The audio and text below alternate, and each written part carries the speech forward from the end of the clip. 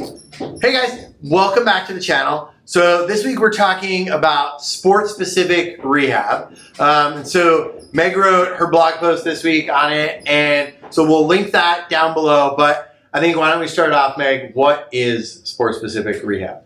Great question. So it's not necessarily like going out and playing soccer in your PT sessions, for example, or because golfing. soccer's not a sport, right? Yeah, right.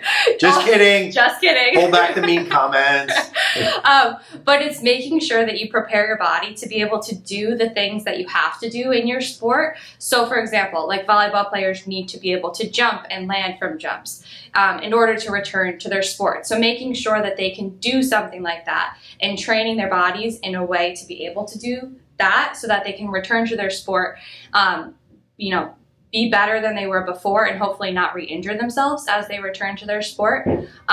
So how do you approach it with your athletes? So I think there's a couple things I like to make sure that they kind of do. First, I like to get an idea of what their role on the team is. Yeah. And so, like, what were you doing beforehand, right? So if you're talking about like a soccer player like John, who's not here, right? You want to make sure that they can keep the bench warm, that they know how to get water for their teammates. Just kidding. Yeah. Right? He's not, I guess we make fun of him when he is here, so it's fine. But no, so I want to make sure I know what their role on the team was, what their position was. But also sometimes I don't have a great understanding of the sport. Yeah. And so I've never played field hockey. Right. I've never played lacrosse. That terrifies me. Gymnastics. Yes. I've never done gymnastics. Yeah. But so I want to know what they're doing. I love if people have like videos or pictures or things to give me an idea of what they're going back to.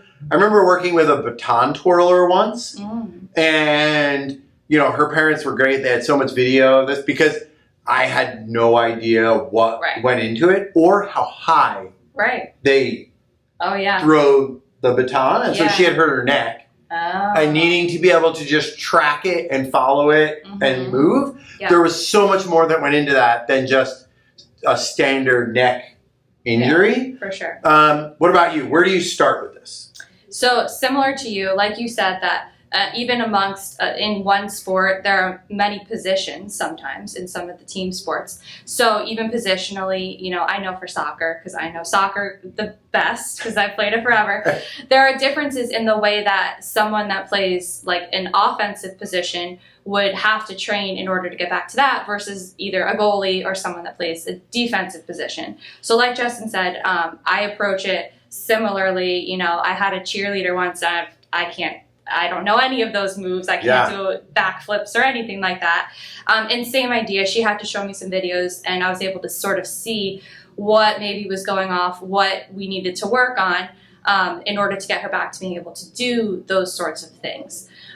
So I think that that's helpful. If you are an athlete getting back to a sport and you have video of yourself doing it or video of yourself having trouble, doing a certain skill, that's helpful to bring into your therapist to talk about. But yeah, very similar, I think, approach. Yeah, I think the big thing is that one, you want to make sure that you're working with somebody who isn't afraid to admit what they don't know and doesn't just sort of pretend to be like know-it-all.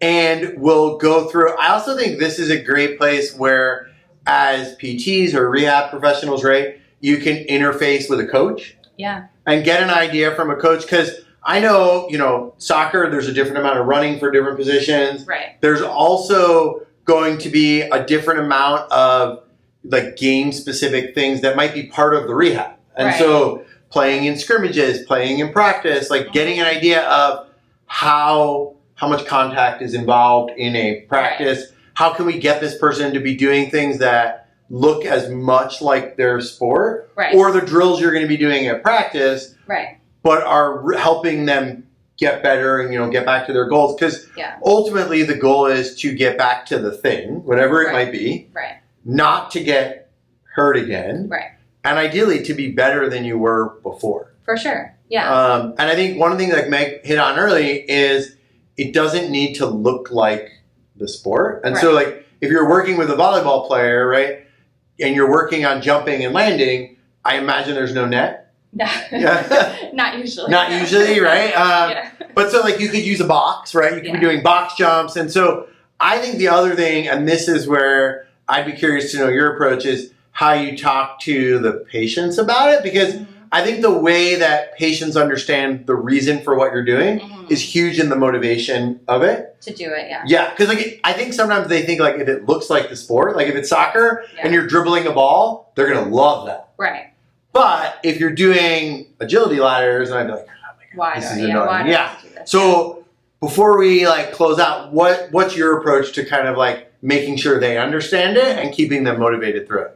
I kind of just tell them, you know, so like I'll sort of explain why we're doing something. So if it is box jumps, or, you know, if they are like, these are so hard, why do I have to do them, kind of a thing. I explained, well, you know, you need to be able to have this skill. You need to be able to land from a jump. You need to be able to do, you know, whatever this skill that we're working on, you need to be able to do it to return to your sport. So this exercise or this drill that we're doing will help get you there, and it helps mimic whatever the task is enough so that when you go and you have to do it in your sport activity, your body's prepared and it knows what to expect, and it knows, you know, all right, this is what I have to do. I've done this a bunch of times before. My body can handle it, and then, you know, it just does it. So that's usually what I do. Yeah. No, I mean, I'm pretty similar. Sometimes I might try to get people to like list out like the movements or things that they